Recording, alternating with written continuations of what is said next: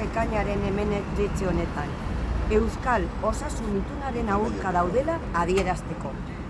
ELA, LAB eta SK sindikatuek bat egin dute plataformeekin eta Osakidetzako langileak eta gizarte osoa mobilizatzera deitu dituzte. OPA herri plataformek salatu dutenez, 8 hilabeteko lanaren ostean osasun publikoaren defentsan funtsezkoak diren eragile sozial eta profesionalak baztertzea izan da osasun itunaren jomuga.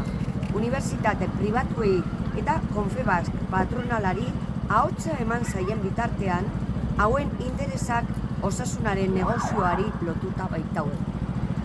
Plataformetatik kezu dira. Prozesu hau opakoa eta antidemokratikoa izan da arazo nagusiari heltzea saihestuz. Pribatizazioa eta lankidetza publiko-pribatuko politikak. Argitaratu duten oharraren arabera, Osakidetzaren krisian eta hondamenean gobernuak duen erantzukizuna ezkutatzeko aurpegia garbitze bat besterik ez da Euskal Osasun Ituna.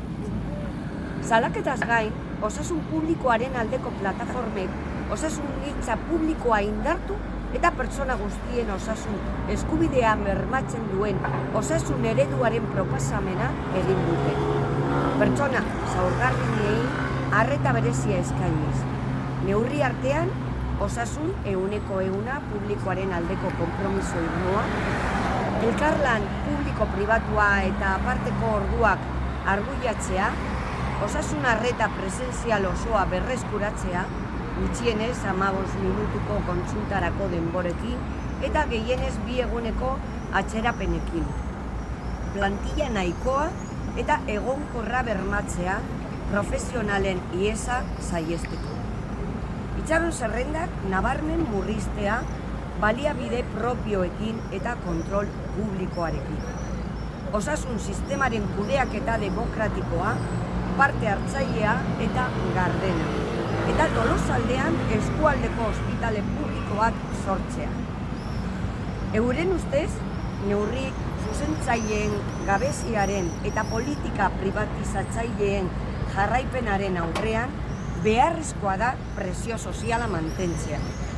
Eusko Jaurlaritzari exigitzeko herritarren gaitzepena entzun dezala eta osasun publikoak pairatzen dituen egiturazko arazoei benetako irtenbideak bila diezazkiela.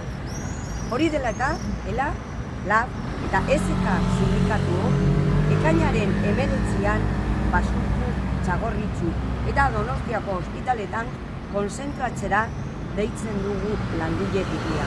Goizeko 11etan. Baita gainontzeko jendartea ere, arratsaldean herrietan deitu dituzten elkarteratze ezberdinetan.